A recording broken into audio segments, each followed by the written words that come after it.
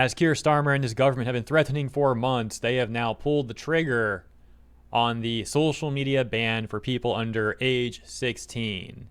Now, of course, as we know, this is not actually to protect children. This is to harvest data because, conveniently, if you're an adult, to prove you're an adult, now you got to send in your private and or biometric information to the government. Today is a big moment for our country.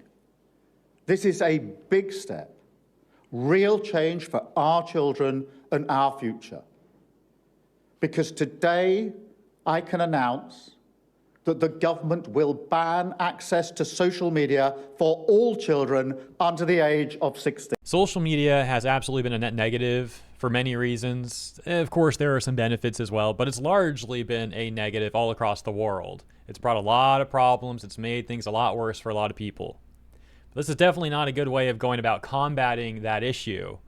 And like we said, pretending like they care about children, we know what the real reason for all this is. TheTab.com, writing about YouTube's response here, prefaced by saying that a lot of affected tech companies have not yet reacted to this news, but YouTube did issue a statement that is now going viral on Twitter. Speaking to Wired, YouTube spokesperson Jay Stoll said, YouTube is a vital resource for young people, educators, and parents.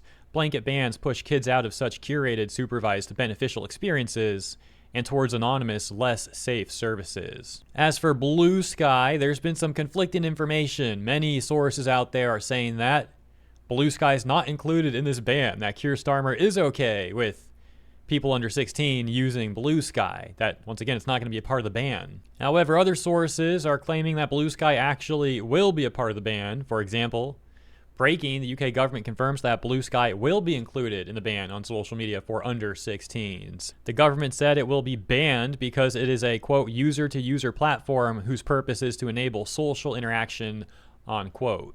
And if you thought that 22-second long clip of Keir Starmer earlier in the video that we watched was bad, well, you got to check out his full take, 2 minutes and 22 seconds long this time, and filled with just non-stop gaslighting.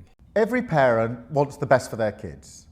And that's what being a parent means. And for me, for my 2 kids, all I've ever wanted, hand on heart, is for them to be safe and for them to be happy. And the rest is up to them. The nerve of this man to talk about wanting children to be safe, as his policies have directly invited and financially supported some of the most violent people from other countries to come invade his country. And a lot of these people, these violent freaks, they go specifically after children. And this is well documented. Now, to be fair, the UK has had a problem with this long before Starmer took office. But his policies have not made it better. They've made it worse. But you know, I think back to when I was growing up, and I have to say, I think we had it easier. These days, kids have to find their feet in a world that changes so quickly, where technology intrudes into every area of their lives. And we know that harms them. The response from parents in the consultation has been absolutely clear. Thousands of parents say their children are addicted to social media. It can leave them trapped in a cycle of endless scrolling that displaces play, sleep, and time with the family. That's true. Like I said already, social media has brought some benefits, but a lot of issues for a lot of people. And for the record, it also greatly negatively impacts adults as well. Now, of course, there's an argument that adults should be free to do what they want. But that aside, that moral argument aside, it's objectively true that doom scrolling and like nonstop looking on social media and constantly having your attention split in many different ways negatively impacts people of any age. And like we've all said a million times before, we'll repeat it a million times more if we need to, this guy doesn't really care about protecting children. This is all a farce. And the last thing about this, why is he acting like these parents have no control over what their kids do? Now, far be it from me to act like a connoisseur on this topic when I don't have kids myself, but like, there's definitely responsibility for the parents to be controlling this stuff. And the way he's framing it, he's acting like, oh, the parents can't do anything. They're just helpless with this. You got to rely only on the government, rely on us. Yeah, no. It can harm their mental health. And frankly, parents need our support on this. That is why today the government has decided to ban social media access for children under 16. It's a big step for our country. Now, it's not an easy thing to do, I'll be honest about that. We haven't rushed into it, we've looked carefully at the evidence, and we'll have to adapt our approach as technology changes, learn from other countries which are taking similar steps.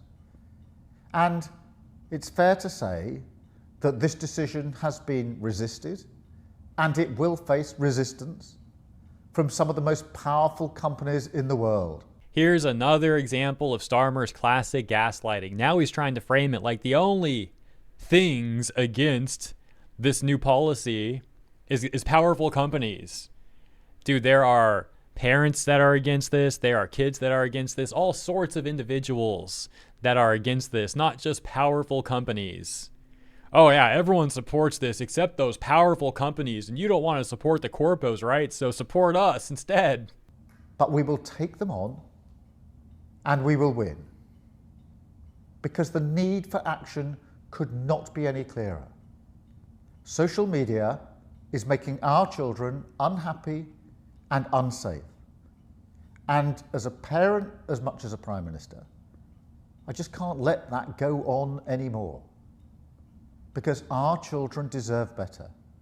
They deserve a happy, safe childhood in a stronger, fairer Britain.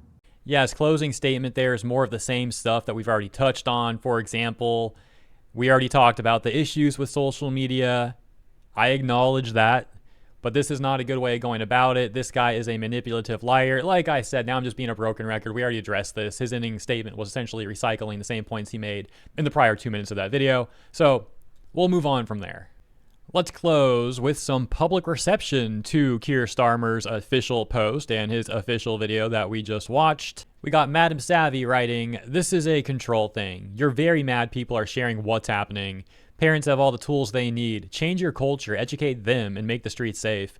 17-year-olds are getting stabbed in the neck as they walk." Pippa B writing, "Why don't you ban the migrants? That's a greater risk to our children, dumping thousands of unknown men next to our schools."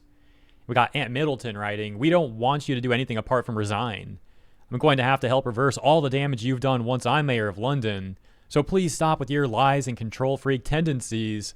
Regards, future mayor of London." And Senator Babbitt writing, "Multiple governments doing the same thing at the same time. Not sus at all." That's the latest for now. We'll leave it there. As always, thank you for tuning in. Be safe out there, everyone. Have a wonderful week, and I'll see you in the next one.